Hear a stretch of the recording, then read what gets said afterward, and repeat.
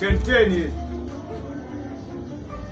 aone mnangali hapa, aje mnangali wowote wale wachumba tu nyie. Asante sana, aliyoweka hela ameliwa.